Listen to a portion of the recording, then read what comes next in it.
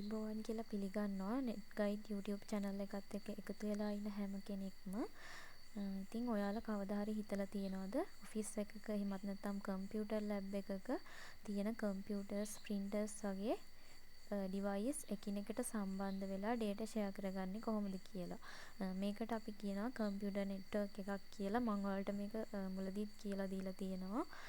ඉතින් මෙන්න මේ වගේ ජාලයක් හදාගන්න මුල්ම කාලේ පාවිච්චි කරපු හැබැයි අද වෙනකොට භාවිතයට ගන්නේ නැති ඉතාමත් වැදගත් උපාංගයක් ගැන තමයි අද වීඩියෝ එකෙන් කතා කරන්න බලාපොරොත්තු වෙන්නේ. ඒ තමයි network hub එකක් කියන්නේ. මෙන්න මේ වගේ device එකකට.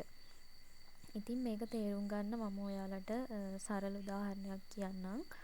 ඔයාලා හිතන්න පන්තියක ළමයි 5 දෙනෙක් ඉන්නවා.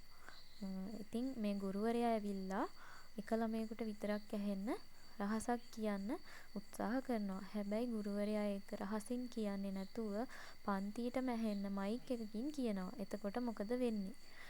ඉතින් අදාළ නැති අනිත් 4 දෙනාටත් ඒ රහස ඇහෙනවා.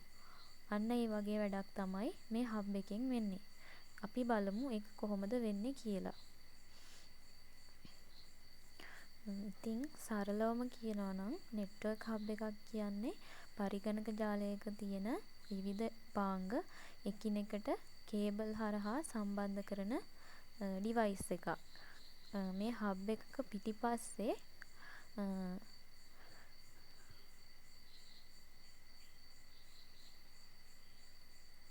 LAN කේබල් ගහන්න පෝට් කිහිපයක්ම තියෙනවා. අපිට පුළුවන් කම්පියුටර්ස් 4ක් හෝ 8ක් මේකට සම්බන්ධ කරලා පොඩි ජාලයක් හදාගන්න. හැබැයි networking වලදී මේ hub එක හඳුන්වන්නේ dump device එකක් විදිහට. නැත්තම් intelligent නැති උපාංගයක් විදිහට. ඒකට හේතුව තමයි මේ hub එකට හැකියාවක් නැහැ Tamanට සම්බන්ධ කරලා තියෙන පරිගණක මොනවද කියලා වෙන් කරලා හඳුනා ගන්න. ඒකට IP address එකක් හෝ MAC address එකක් මතක තියාගන්න හැකියාවක් නැහැ.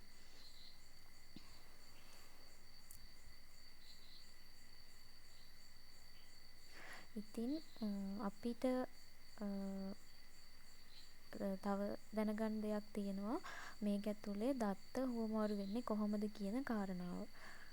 ඔයාලා හිතන්න හබ් එකකට කම්පියුටර් 4ක් සම්බන්ධ කරලා තියෙනවා. අපි මේ කම්පියුටර් 4 A, B, C සහ D විදිහට හඳුන්වනවා. එතකොට දැන් A කියන කම්පියුටර් එකට අවශ්‍ය වෙලා තියෙනවා D කියන කම්පියුටර් එකට විතරක් ලියුමක් යවන්න. එහෙම නැත්නම් data packet එකක් යවන්න. එතකොට මේ A කියන ලියුම hub එකට යවනවා.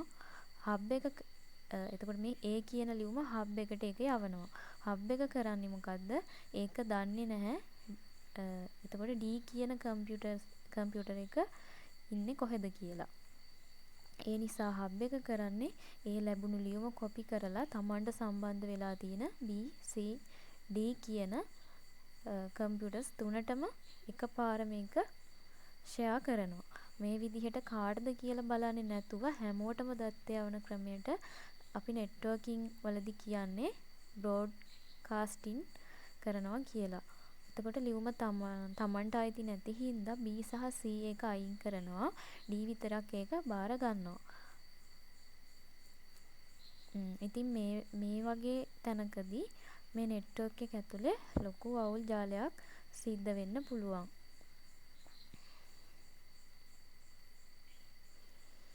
එතකොට මේ broadcast ක්‍රමය නිසා network එකක මෙන්න මේ වගේ අවාසි ඇති වෙන්න පුළුවන්.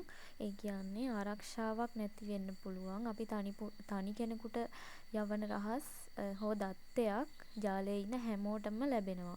මේ network එක ඇතුලේ තියෙන හැම කම්පියුටර් එකකටම ඒවා ෂෙයා වෙනවා. කවුරු හරි දත්ත හොරකම් කරන්න එතකොට මෘදුකාංගයක් software එකක් දාගෙන හිටියොත් ලේසියෙන් මේක බැලීමේ හැකියාවක් තියෙනවා. ඊට පස්සේ තමයි network traffic.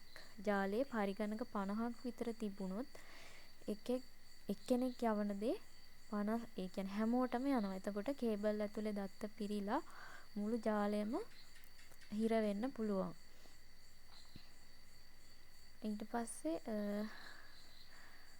දත්ත එකිනෙකට ගැටීමක් සිද්ධ වෙන්න පුළුවන්. එකකට එකම වෙලාවේ දත්ත ගන්නයි යවන්නයි හැකියාවක් නැති හින්දා එකම තප්පරයක දත්ත දෙකක් යවුවොත් ඒවා මැගදී විනාශ වෙන්න පුළුවන්. ඉතින් මෙන්න මේ වගේ හේතු නිසා තමයි අද වෙනකොට ලෝකයේ මේ නෙට්වර්ක් හබ් එක භාවිතා කිරීමෙන් ගොඩක් දුරස් වෙලා තියෙන්නේ. දැන් හබ් එක වෙනුවට පාවිච්චි කරන්නේ නෙට්වර්ක් ස්විච් එක. මේ ස්විච් එක ගැන මම ඔයාලට කලින් වීඩියෝ එකේදී කියලා දුන්නා. ස්විච් එක කියලා කියන්නේ ඊටාම ඉන්ටෙලිජන්ට් උපකරණයක්. ඒ කියන්නේ ඒ කියන්නේ ස්විච් එකෙන් කරන්නේ අදාළ පරිගණකයට විතරක්ම දත්ත යවන එක. ඉතින් අද ඔයාලට නෙට්වර්ක් හබ් එක ගැන හොඳ අවබෝධයක් ලැබෙන්නේ නැති කියලා මම හිතනවා. වීඩියෝ එක වටිනවා නම් ලයික් එකක් දාන්න. ඊළඟ වීඩියෝ එකෙන් අපි කතා කරමු තවත් නෙට්වර්කින් වලදී වැදගත් වෙන ඩිවයිස් එකක් ගැන. අපේ channel එක subscribe කරලා තියාගන්න. සුබ දවසක් හැමෝටම.